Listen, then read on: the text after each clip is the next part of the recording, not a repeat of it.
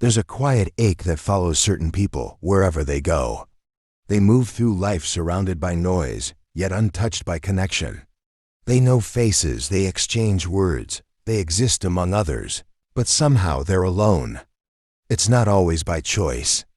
Sometimes it's a pattern. Sometimes it's a wall they built so long ago they forgot why.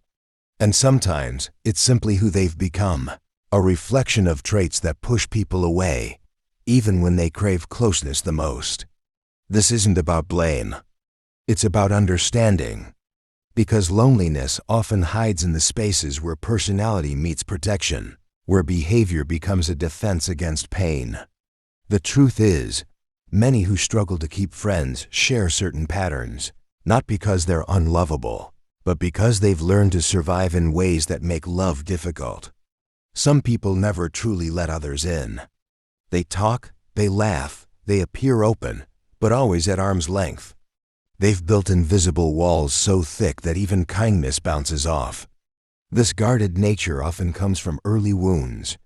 Perhaps they trusted once and were betrayed.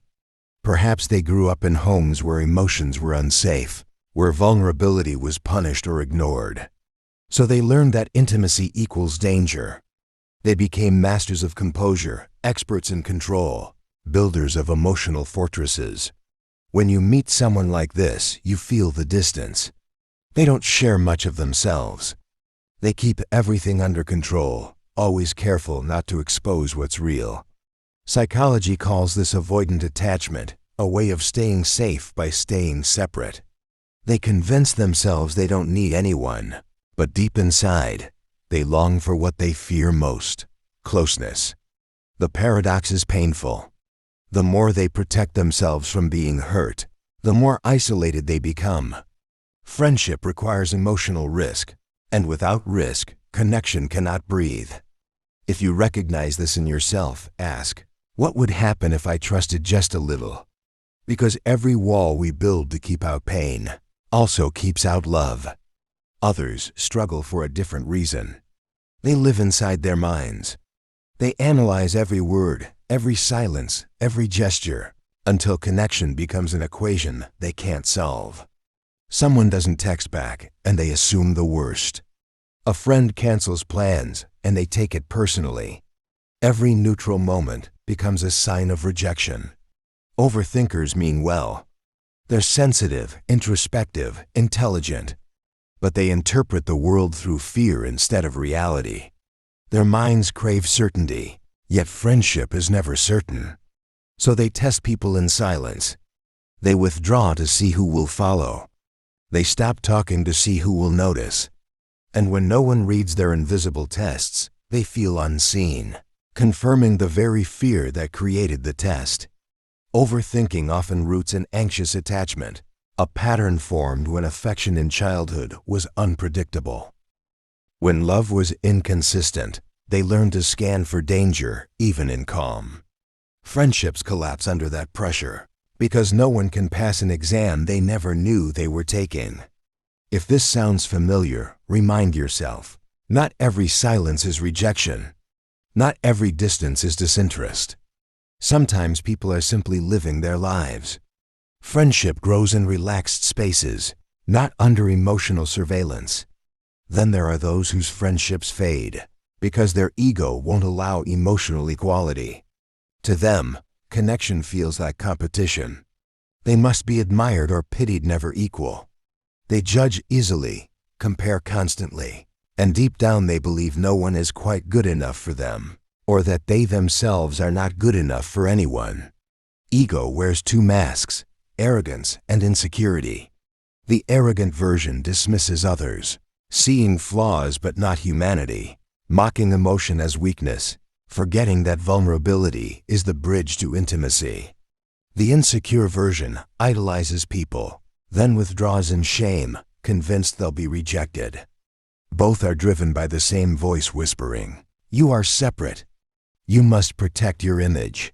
But friendship doesn't happen between perfect images. It happens between imperfect souls.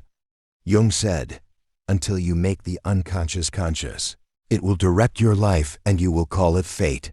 Many who feel friendless are ruled by an ego that avoids equality. Real connection requires humility, the willingness to be seen, not just admired.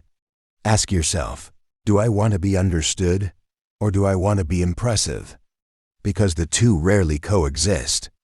Others lose connection because their emotions burn too hot. Every conflict becomes a crisis. Every disagreement feels like rejection. They don't mean to drain others, but they do.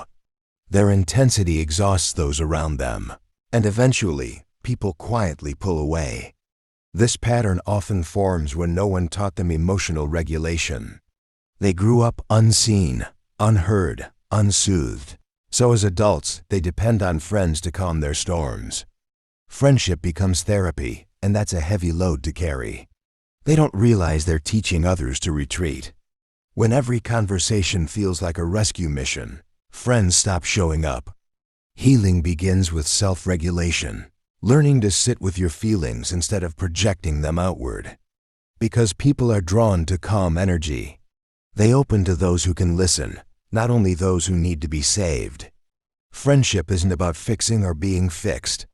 It's about sharing space without burning it down. And then there's the invisible kind of loneliness, the person who tries so hard to please everyone that no one ever truly knows them. They blend in. They agree with everything. They suppress opinions, hide emotions, silence their desires. They believe that being agreeable will make them loved, but people can't bond with a mask. They bond with authenticity. When someone hides too much of who they are, others feel an emptiness around them, as if something essential is missing, even if they can't explain what. This self-erasing pattern is called the fawn response, a trauma reaction where people-pleasing replaces self-expression. They learned, if I upset people, they'll leave. If I stay small, I'll stay safe. But safety isn't friendship. It's isolation in disguise. The way out is to start showing up as yourself. Messy, flawed, real, alive. People can only connect with what they can see. Authenticity might scare some away, but it will attract the ones who are meant to stay. When we look closely, these patterns, guardedness, overthinking, ego, emotional chaos, invisibility, all share one root: fear. Fear of rejection. Fear of betrayal.